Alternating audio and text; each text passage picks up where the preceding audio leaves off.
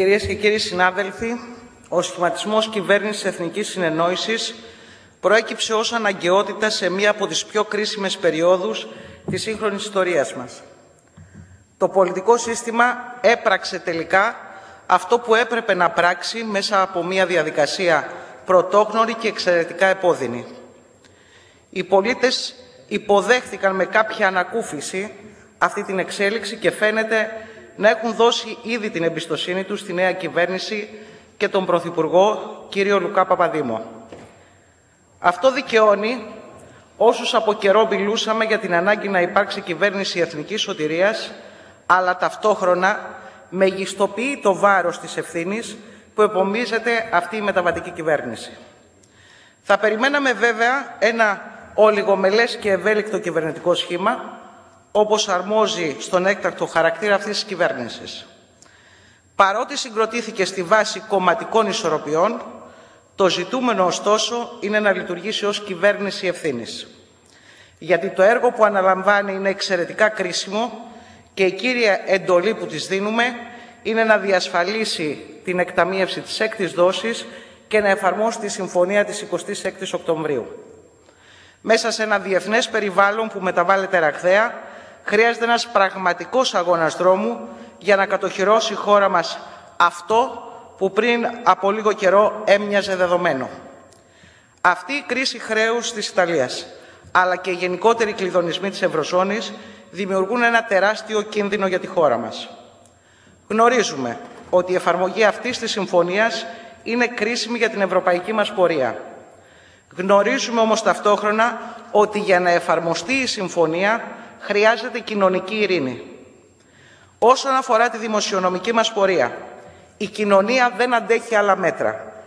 Έχει ήδη ξεπεράσει τα όρια της με τα μέτρα που έχουν ήδη ψηφιστεί. Όσον αφορά τις διαρθρωτικές μεταρρυθμίσεις, αυτές πρέπει να γίνουν. Πρώτον, στο πλαίσιο των ευρωπαϊκών κανόνων και πολιτισμού και δεύτερον, με κοινωνική συνένεση.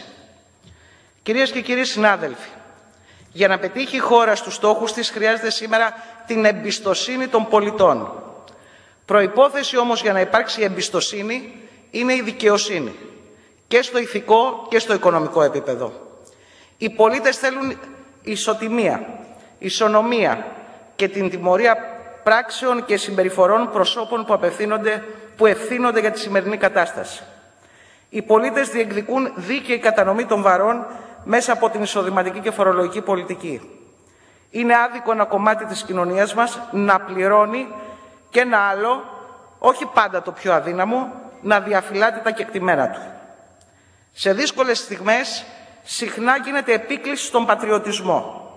Δεν γίνεται όμως σε αυτή τη χώρα πατριώτες να είναι μόνο οι μισθωτοί, οι συνταξιούχοι, οι μικρομεσαίοι επαγγελματίες και οι άνεργοι. Ας γίνει λοιπόν επίκληση και στον πατριωτισμό της ευημερούσας οικονομικής τάξης αυτής της χώρας.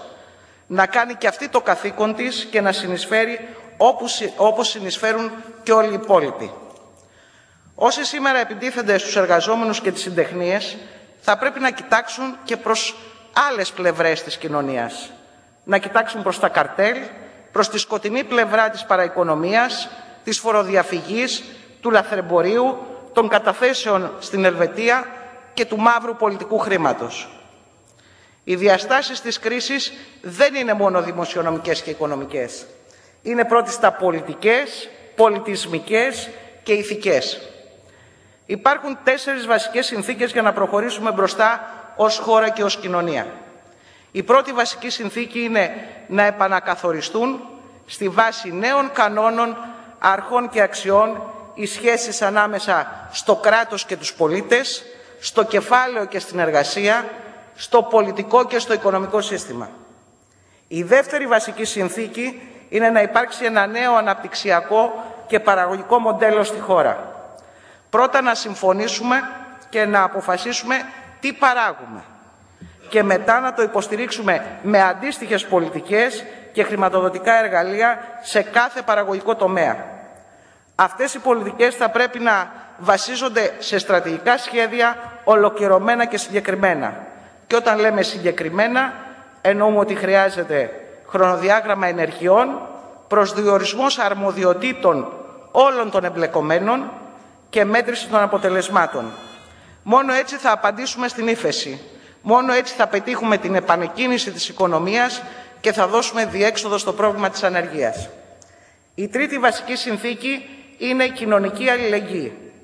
Ο δρόμος τον οποίο βαδίζουμε, το γνωρίζουμε αγαπητοί συνάδελφοι πολύ καλά όλοι μας, είναι μαραθώνιος και με πολλά εμπόδια και πολλούς κινδύνους.